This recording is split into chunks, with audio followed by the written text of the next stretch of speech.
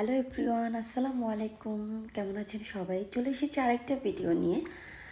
এই কেকটা হচ্ছে আমার ছোটো ভাইয়ের জন্য করা। আজকে আমার ছোটো ভাইয়ের জন্মদিন ছিল, তো সে উপলক্ষে আমি কেকটা বানাই। কেকটা নিয়ে আমি আমার বাবা বাসায় চলে যাই। বাবা বাসায় যাওয়ার পর আমার একটু মন খারাপ হয়।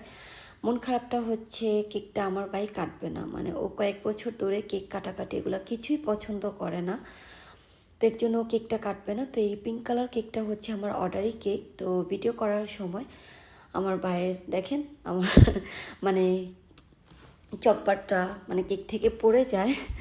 তো যাই হোক, আমি কেকটা নিয়ে বাসায় যাওয়ার পর ও কোনোভাবেই কেক কাটবে না। তো এরপর বিকেলবেলা ওর ফ্রেন্ডদের সাথে দেখা করতে যাবে। তো ওই টাইমে ওর একটা বন্ধু কল করে, তো ফোনটা আমি রিসিভ করি। রিসিভ করার পর আমি বললাম যে তোমার বন্ধু তো কেক টেক কাটবে না। তো আমাকে বলতেছে যে আপু আপনি দাঁড়ান, আমরা আসতেছি। ও কেক কাটবে না আমরা আসতেছি। তো এরপর সবাই মিলে দল বেঁধে সবগুলা ওর বন্ধু বান্ধব সবাই চলে আসে।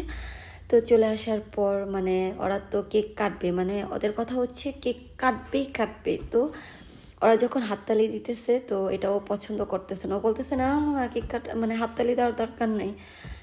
তো তো সবাই মিলে তো হাততালি দেওয়া শেষ হয়ে গেছে অলরেডি। তো এরপর কেকটা ও কেকটাও নিজের হাত দিয়ে কাটবে না। তো এর জন্য ওর ফ্রেন্ডরাই কেকটা কাটতেছে। আর ফ্রেন্ডরা কাটতেছে যে সবাই খাবে, কেকটা হবে কি না। তো এর জন্য ওরা একটা একটা করে কাটতেছে আর গুনতেছে যে সবার হবে তো, সবার হবে তো। তো এগুলো দেখে আমার খুবই মজা লাগতেছিল। তা আমাকে বলছিল যে আপু আপনি কেকটা কাটেন। তো আমি কাটি নাই, বলতেছি যে তোমরাই কাটো।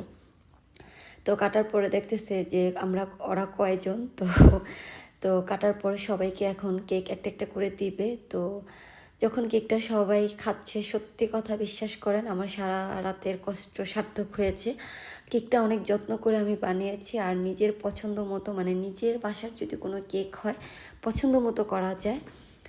তো সবাই মিলে এখন খাচ্ছে। তো এর ফাঁকে আমি একটু নুডলস রান্না করেছিলাম, ওটার ভিডিও করতে আমি ভুলে গিয়েছি। তো সবাই মিলে খাওয়া দাওয়া করে খুবই আনন্দ করেছে। তো আমার অনেক ভালো লেগেছে। তো আজকের মতো এখানেই শেষ। সবাই ভালো থাকবেন। আল্লাহ হাফেজ।